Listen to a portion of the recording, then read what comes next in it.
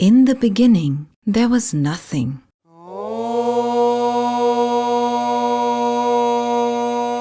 Pure potential, pure consciousness, pure mind. This was Purusha.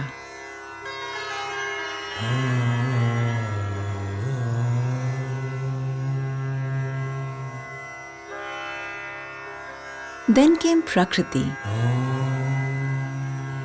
energy, nature. She brought Purusha to life.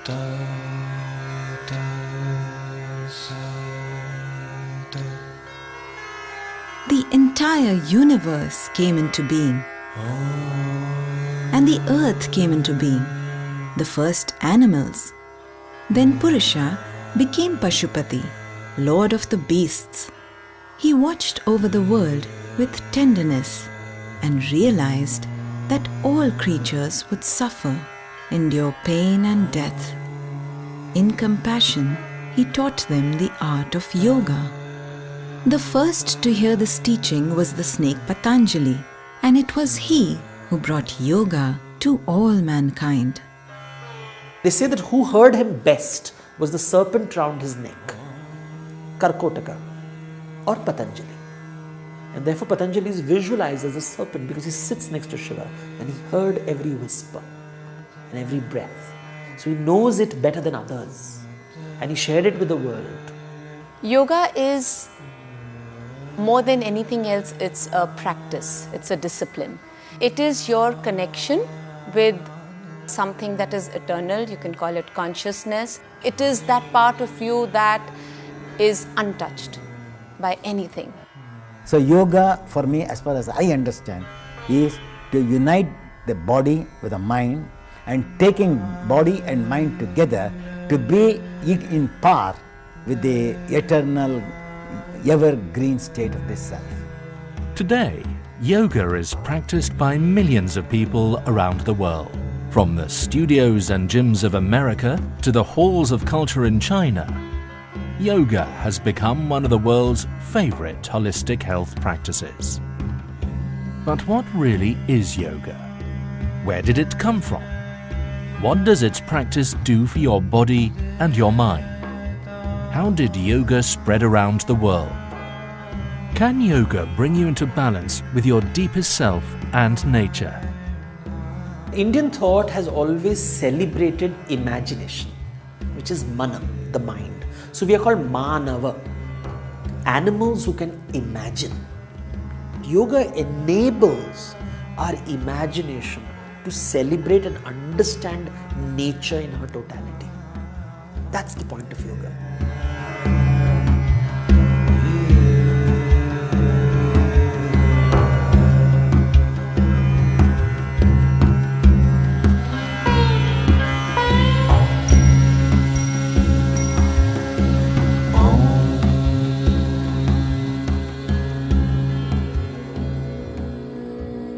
The human animal has always tried to control nature and tried to control his environment.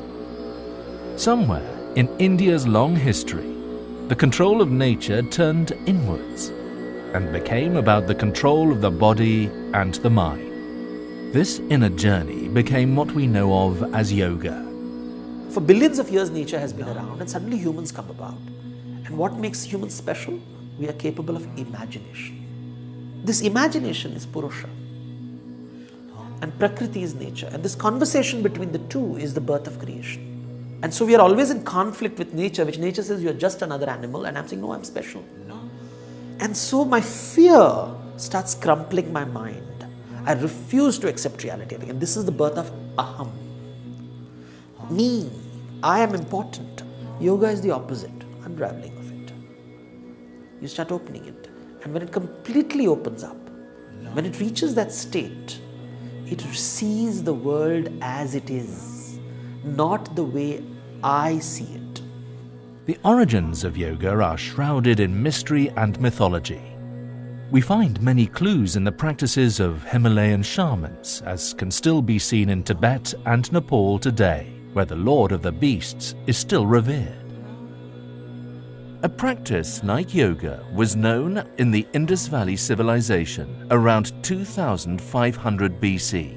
You see these seals which show images of people doing, for example, namaste. Now, did they use the word namaste, or was this gesture popular even then? You have people sitting in a yogic, what is called a bhadrasana, what is we now call the throne position.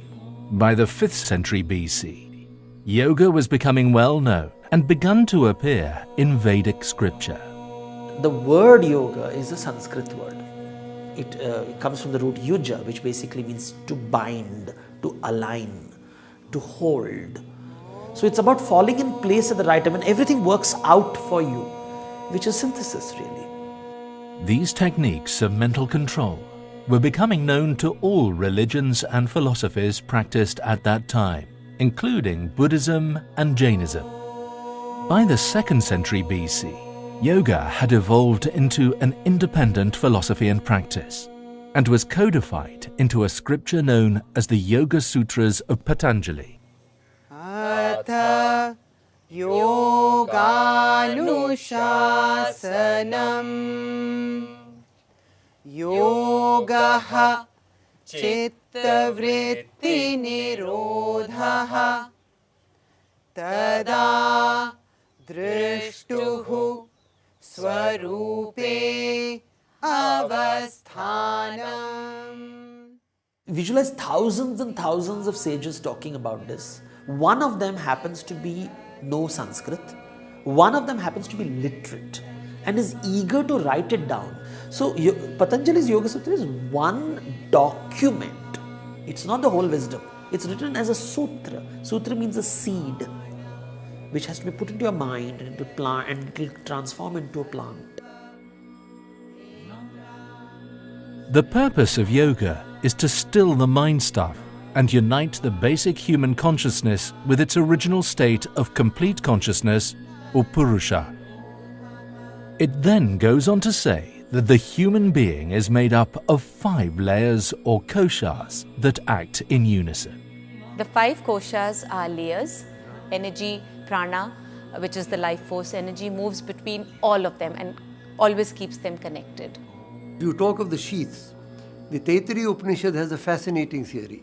They talk of the 5 sheaths, the Panchakosha, the Annamaya Kosha, which is our physical body, the Pranamaya Kosha, which is our astral body, the Manomaya Kosha, which is our mental body, the Vijnanamaya Kosha, which is our higher overmind, and finally the Anandamaya Kosha, the blissful sheath.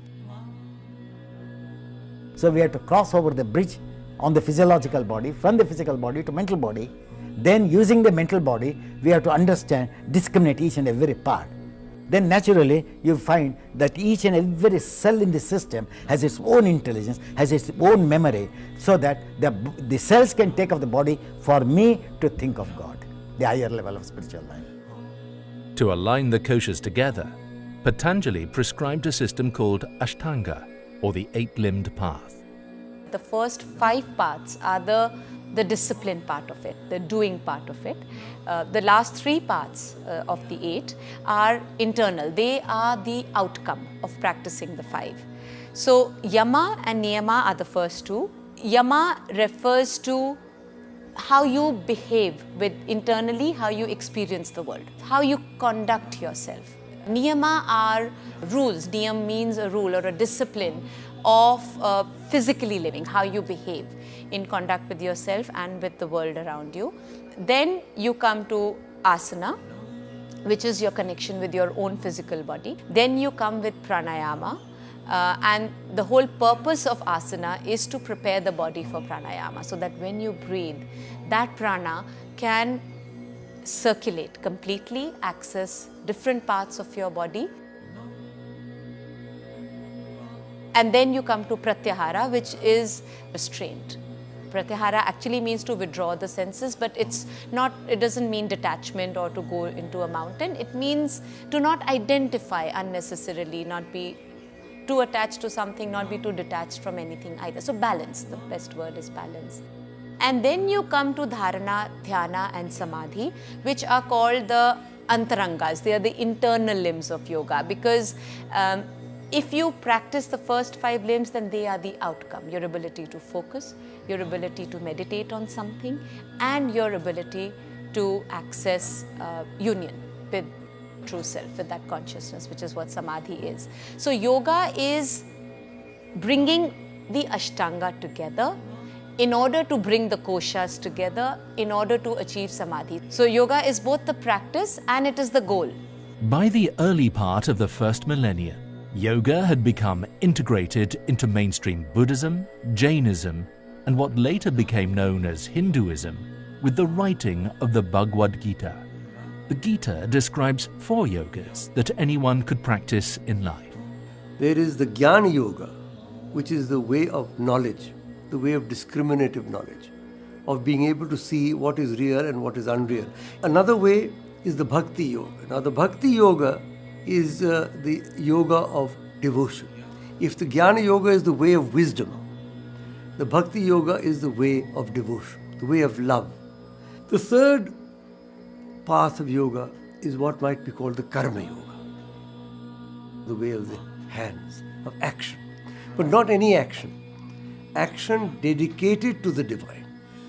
And then the fourth, and in some ways the most fascinating path, is what is known as the Raja Yoga, the royal road. And that involves the breathing practices, the Hatha Yoga, what people in the West look upon as yoga, which are the physical exercises, are only one small part of the Raja Yoga. But I would say these are the 4 major paths. You can do 1 or 2 or 3 or 4. You can combine in whatever way you like. But you have to make a conscious effort if you want to grow spiritually. I don't think it happens automatically.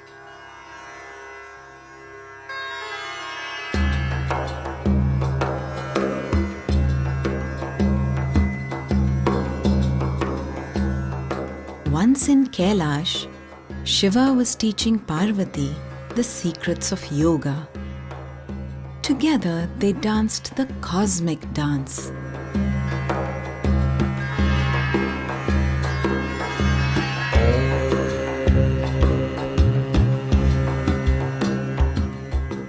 A fish who had swallowed a fisherman came upon them by chance and stopped to watch. As Shiva revealed the secrets of yoga to Parvati, the man inside the fish also listened carefully. When Shiva realized they were not alone, he was pleased and continued to teach the fish. He named the man Matsyendranath after the fish he was in. Shiva then sent him back to teach the world yoga. And this is how Hatha Yoga came into being. Now, why fish? Because fish is movement. It's not stillness.